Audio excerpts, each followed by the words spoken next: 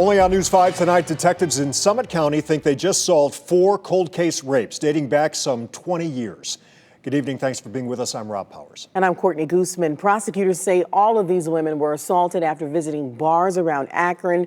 And the accused rapist is the man who served their drinks. News 5's Bob Jones spoke with one of the survivors who's been waiting decades for justice. This 12-count indictment accuses former bartender Kevin Souhoza of raping 4 women in 3 separate incidents from 2000 and 2002. Prosecutors say an Akron police unit that investigates cold case sexual assaults linked the suspect to 3 of the survivors through DNA evidence. In a court filing, prosecutors say Souhoza used his job as a bartender to commit drug or alcohol-facilitated sexual assaults, and the victim suffered from symptoms of unusually severe intoxication after consuming drinks prepared by him, and partial temporary memory loss after their assaults. The anxiety that has come along with this, it's been one of the hardest things I've ever had to deal with. We are not showing the woman's face or naming her for her safety. Prosecutors say in 2000, she and a friend were served drinks at this Applebee's in Fairlawn. They were later sexually assaulted at an Akron area apartment and suffered partial temporary memory loss after their assaults. Obviously, something had taken place. What happened for the rest of that evening was out of our character. And prosecutors confirm Souhoza is charged in another 2000 case. Police say University of Connecticut cheerleader in town for a college football game was raped in a bathroom at the former Banana Joe's in Akron. At that time, police told News 5 they were investigating it as a possible date rape drug case. The victims have a very tough time recollecting anything that might have happened to them, or what they do remember is fuzzy to them. None of the victims knew who sexually assaulted them.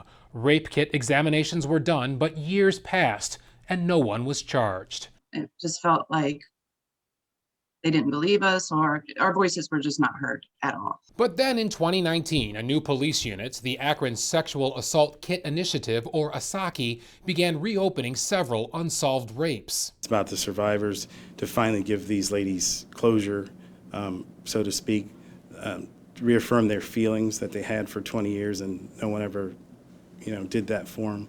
And prosecutors tell News 5 DNA evidence connected Souhoza to 3 of the rapes. Ultimately, you can't out-talk DNA. The DNA is there. Souhoza was indicted last year. This is video of him being booked into the Summit County Jail in April of 2020, more than 20 years after the first 2 sexual assaults were reported. The charges against him bringing relief to the survivors who had all but given up on getting justice. We believed in ourselves, but no one else did. And now we have those that are believing in us. Jenny Schucke and Brian Stano are prosecuting the case. What we call drug-facilitated sexual assault. And say Souhoza worked as a bartender at the time of the assaults, and all 4 of the victims were his customers who consumed drinks prepared by him. Sometimes it can become an instance of predator and prey, and that's what we find disturbing, and that's why we prosecute these cases. These survivors have had to live with their trauma, their fear, many of them have PTSD. Souhoza has pleaded not guilty to all of the charges. In a statement to News 5, his attorney says Souhoza strongly maintains his innocence, and in one set of charges, DNA evidence clears him of any wrongdoing, and the other 2 incidents were consensual encounters.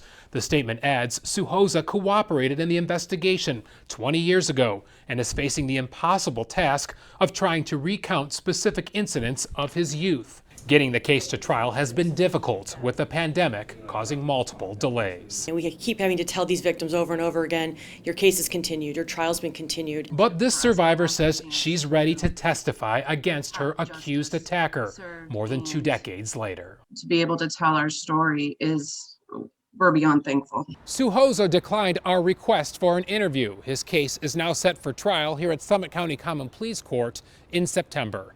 In Akron, Bob Jones, News 5. What an update. Thank you so much, Bob. And we're taking an in-depth look at the Akron Sexual Assault Kit Initiative. Tonight, we first told you about this specialized unit when it was formed thanks to a 2018 grant. The team has been poring over some 1,400 cold case rapes, hoping to make new DNA links. So far, 11 suspects have been indicted for crimes against 18 victims. 2 have been convicted of those crimes. We're talking about Jerome Keys and Prentice Smith, who was just sentenced to 81 years in prison last week.